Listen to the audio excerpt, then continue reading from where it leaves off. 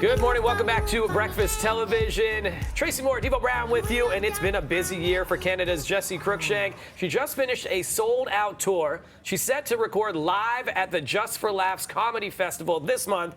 And just if that's not enough, she's got a hilarious brand new podcast out that's debuted at the top of the charts called Phone a Friend. Look at this. Like, if I had successfully made my way onto your tour bus, would anyone have hooked up with me? How old were you? Let's say I was of age. Of age? Yeah. I mean, well, hold on. I mean, yeah, maybe. It's possible. That is real. Please welcome Jessi Cruickshank to the building. Thank you.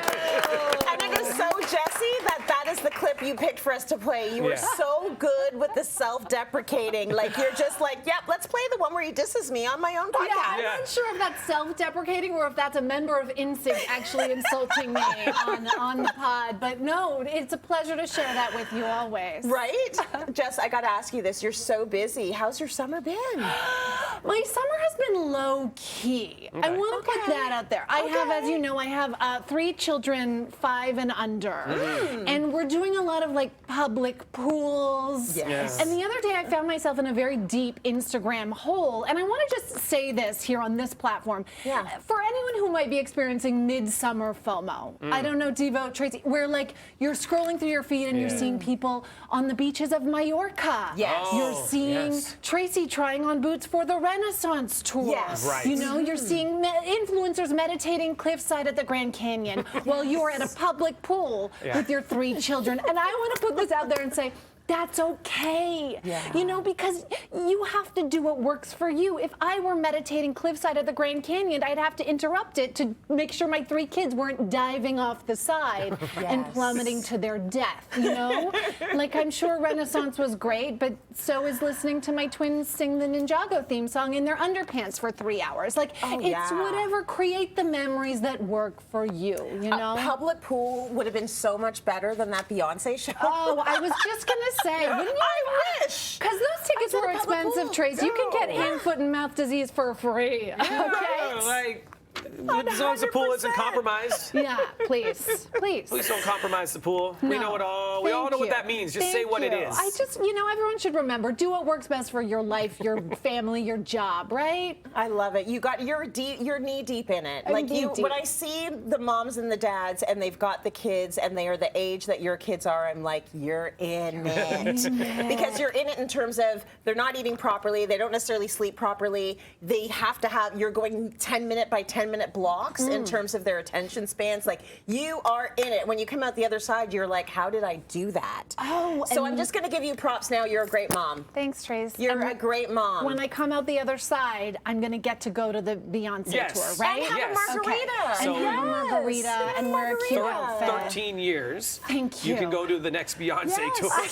I can't wait. Keep it together for me, okay? Because I'll be ready. Yes. The podcast. Let's get back to this because on top of all that, you're just adding more things to your plate. Yeah, it's because I thought a podcast would be easy. I think everybody has this idea that you just roll in your pajamas and you sit at a microphone and you talk, but it turns out it's not that easy. It's a lot of work, and for me, I didn't expect it to sort of blow up in the way that it has, and so it really has been like it's my favorite part of my week. It's better than the public pool, believe it or not, recording that podcast. You said it's blown up. Let's just give you the credit that is due right here. Debuted as the #1 comedy podcast ahead of Smartless, Conan O'Brien's, David Spade, and Dana Carvey's podcast as well. #3 podcast overall ahead of Dateline and The Daily.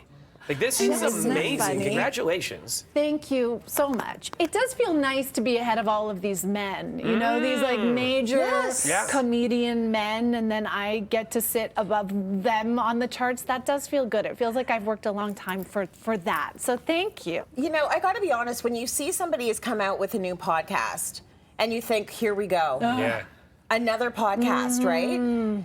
But then I see the clips of yours on your Instagram, which is how I learn about the entire world around me now on the Instagram. Yes. And I'm thinking, she's getting really good guests. So I'm not saying it's all the guests. It's the questions you're asking them because you get them to strip down right away. Like, who else in the podcast sphere is going to say, hey, if I'm on your tour bus, is anyone trying to hook up with me? Like, you go there, and so you bring them to a place where you're going to get these beautiful, delicious clips, and people feel that they can be honest with you because you approach them from that place. But getting the guests, how tough is that in the world that you're in right now? You're in LA.